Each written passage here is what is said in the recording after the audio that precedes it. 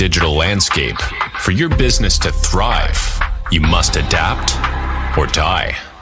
Welcome to Marketing in the Age of AI, the podcast helping you harness the power of AI and marketing tools to revitalize and grow your business. And now here's your host, marketing expert and author of Authentic Marketing in the Age of AI, Emmanuel Rose.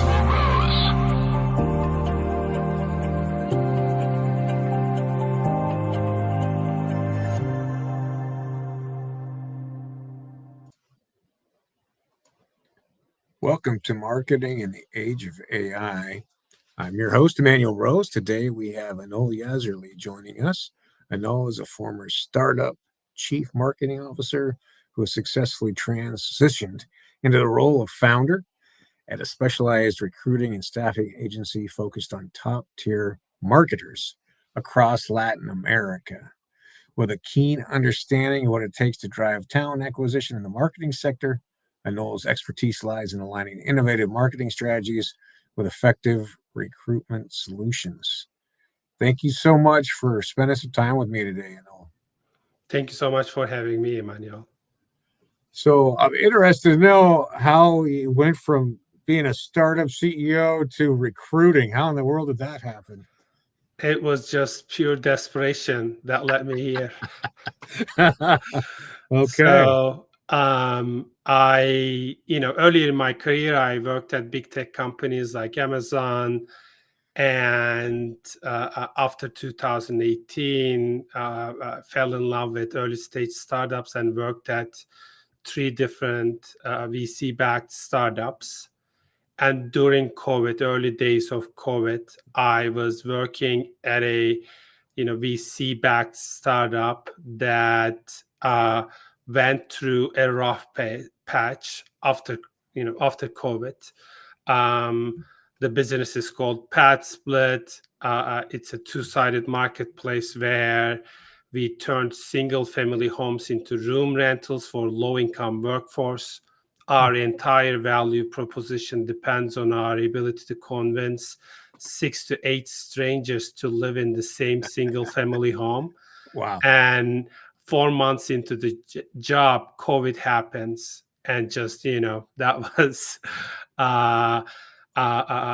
basically our demand tanked, and it was pure desperation that led me where I am today. I'm an immigrant myself. During that phase, I started recruiting globally just to be able to build a team to grow the business within my means. And that really opened my eyes to global talent arbitrage. And after operating that way for an extended period of time, growing the business from less than $1 million a year in ARR to 10 million ARR in about 2 years, and scaling my team up to 25 people, and only a couple of us being in the US, showed me that there was something here that I wanted to pursue on my own. Oh, I love a good birth story that comes from desperation, right? I think necessity is mother of innovation. Yeah, I agree with you. Well, in what we're seeing today with AI, how is that transforming kind of the landscape of your marketing and then also your recruiting of talent? I mean, it allows me to punch above my weight, to be frank with you. In about 2 years, we brought the business to 7-figure revenues, and I have a modest team of only 3 people. And today, AI really, allows a business like ours to punch above our weight and to operate profitably. And I don't believe I could do what we do today without the use of automation and AI. And what's your tech stack automation look like inside the company? So We have used like on a consistent basis. We use tools like Zapier for a lot of ad automation, basically API integrations into major LLMs like OpenAI. Um, uh, uh, on the basically outbound side, we use tools like Clay for data enrichment and basically personalized outreach. What else? On the marketing automation side, we are using Go High Level. Um, those are the main tools that are in our tech stack today. Yeah, I love it. And then which of the LLMs do you like to use for the work that you're doing daily? Well, on the outreach side, it allows us to do personalization at scale, and on the interview side, we do a lot of asynchronous interviews, and it allows us to really do things like screen resumes at scale.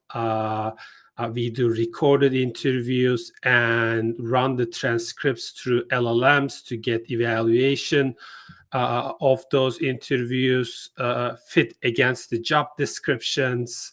Right. Uh, to be frank, anything that you can put into a structured workflow can be automated at scale through use of tools like Zapier, N8N, Make, and large language models. Yeah, I love it. Yeah, that seems to be pretty consistent for those of us who are doing our own automations. It's going to be Zap, Make, and 8N, and then whichever of the LLMs we like, right? Either Yeah, OpenAI or and you Claude. might be using different ones depending on the task. Yeah, And the beauty is that you can, through APIs, integrate directly, and based on your specific use case, use a certain LLM to get the best result that you want to see. yeah, I love it. Have you heard of this tool that's called Bordy.ai? Yes, I actually signed up for it and had couple of meetings through them a couple of months ago. Yeah, so I had one of their BDRs on the show, and he's talking about one of their applications is as an initial interview. If there's Oh, 1,000 interesting. applicants, Bordy will do the Uh-huh. interview first. So I thought you'd be interested to know about that. And because they when they started, started as almost like a networking tool. That's Yep. the use case I was introduced to, and they matched me with people whom I wanted to talk to. It wasn't a good experience. And actually, you just reminded me. I got an email from them. I believe earlier today, and they had another match for me, but I've never used it as a recruiting tool. Yeah. Um, we used other AI interview tools. To be frank, for now, it's not working like we want it. The the features were not there for the ones that we evaluated. At Bright, we decided to go with a recorded asynchronous interview Uh-huh. tool, where I am basically I've recorded all of the questions that I ask on a first interview, and we are asking the candidates to record their responses asynchronously in their own sort of schedule.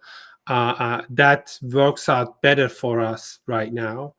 um, um, I I believe in a very short period of time, for both video and audio, um, the quality of AI is going to be there. But as of today, I'm not convinced that it is there yet for free flow agentic workflows. Yeah. Yeah, it's close, but I agree. We got a little work to do still. Um, Yeah. I'm curious to know about the talent pool that you have in Latin America. Uh, how are they integrating AI in that region versus what we're doing here? And is it pretty close 1-to-1, or is there some education that it takes to catch up? I to be frank, I think developing countries. I come from one, Turkey. Uh, tends to fast follow the trends in more mature markets like US. I would be misleading if basically the adoption of AI in a professional setting uh, is on par with US. But to be frank, it is still very early days in the US as well, Sure. and there is no, I would say, unilateral established playbook, if you will, right? Like the trends that we have seen when it comes to overall marketing adoption and digital marketing trends that took about 10-15 years to become mainstream here in the US. We are still in the first inning when it comes to adoption of AI in corporate world, especially in areas like marketing. And it would be misleading to say that the talent is out there abundantly when it comes to adoption of these tools. So we see great basically talent in many markets in LATAM. Um, but basically, when it comes to AI, there is the need of education. So, like the example that I can give is when it comes to an area like, let's say, no code and AI automation and the use of tools like N8N, Make, and Zapier. There's tremendous talent out there, but I'll give an example. Have you ever used Clay? Yes. Yeah. Okay, so Clay is a data enrichment and basically AI automation tool commonly used by go-to-market teams, but they've become popular over the last, I want to say, 12 to 18 months. Yeah. An adoption of a tool like Clay in LATAM markets is not there yet. There are people, but very, very few and in between, and they can command uh, uh, a premium compared to rest of the talent in LATAM. So it's about picking the right set of skills and allowing them to adapt these new tools. For sure. And then, are there certain industries that you're really good at supplying marketing talent for, or have you seen a trend Yeah, with that? yeah. I mean, for us, our customers are either coming from a VC/PE backed B2B SaaS startups. Some of them are in D2C e-commerce space, and we have a lot of marketing agencies that work with us. We work with B2B marketing agencies. We work with a couple of RevOps agencies.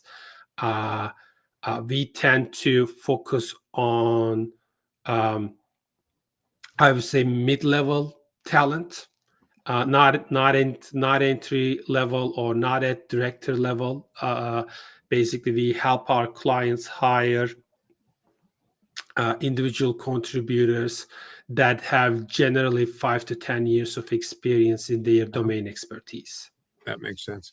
And then is there fractional help or are these FTEs? No, we focus on FTEs. They are technically independent contractors, so Right. we work as a staffing agency, and rather than charging upfront placement fees, they are on our payroll, and our clients pay as they go. And then after the first year, they can buy out their contract, hire them directly. But technically, unless your business have an entity in that specific country, there is no way to hire them as employees. They need to be independent contractors. Understood. Yeah. And then I guess on the agency side, if you're serving a Hispanic market and in the US, that's probably a pretty good way to get some help, isn't it? It is, and on top of that, at the end of the day, agencies are in the business of in a crude way, flipping time. Yeah. And the best way to improve for an agency to improve their gross margins are to increase their customer retention, talent retention, and decrease their cost of uh, basically FTEs. And to be frank, almost all top marketing agencies like Publicis Group, MediaCom, Dentsu, they do their marketing operations down in Latam. Yeah. Account management is here. The type of talent that we help our agency partners come from agencies like Publicis Group, MediaCom, Dentsu. They are working on major accounts like Disney, McDonald's, major cruise companies. All of these major advertising agencies have established major presence in markets like Bogota, Colombia, Buenos Aires, Argentina, and Sao Paulo, Brazil. Well, let's see. Let's talk a little bit about what's your primary way of lead acquisition right now for HireBright.com. Yeah, we are a boutique, low volume staffing agency. We have so far predominantly grown through referrals and word of mouth. When I basically started the business, I started sharing it my immediate network. I had the opportunity and the luck of being in tech circles because of my career. At the time, I was mentoring with basically places like Techstars in their incubator programs, and I had a network and access to other founders and go-to-market leaders. And when I shared that now I was helping others replicate what I had done in my previous startup, it really resonated with our ideal customer profile. And from there, it slowly started growing through referrals and word of mouth. All right. Well, I love it. Well, it's an interesting service, and I appreciate the work that you're doing. Thanks, Anil. Thank you so much. And if people want to get in touch with you, we'll have some links in the show notes with your LinkedIn profile and HireBright.com. Thank you for having me. Yeah, I enjoyed our conversation. Have a good day. Hang out for me for a little bit while I close this down. All right. Thanks. Well, thanks for tuning in and listening to Anil talk about what's happening with Latin American marketing talent and the importance of building your network and leveraging your network when you have a necessary change in your career and when you're starting your business. Appreciate you tuning in today. I hope that this was valuable for you. I also hope that you take some time to dig into a tool like Clay or Apollo and see how automations through Zap and Make can free up some of your time, and that with that time, you're able to upskill, you're able to spend time with your friends and family, and you're able to get outside into nature and get away from the screens. This is Emmanuel Rose, Marketing in the Age of AI. Thanks for listening to Marketing in the Age of AI. Be sure to subscribe wherever you heard this podcast so you never miss a future episode. Your copy of Authentic Marketing in the Age of AI is available at Amazon.com or EmmanuelRose.com. You can also connect with Emmanuel on LinkedIn. Thanks again for listening, and we'll see you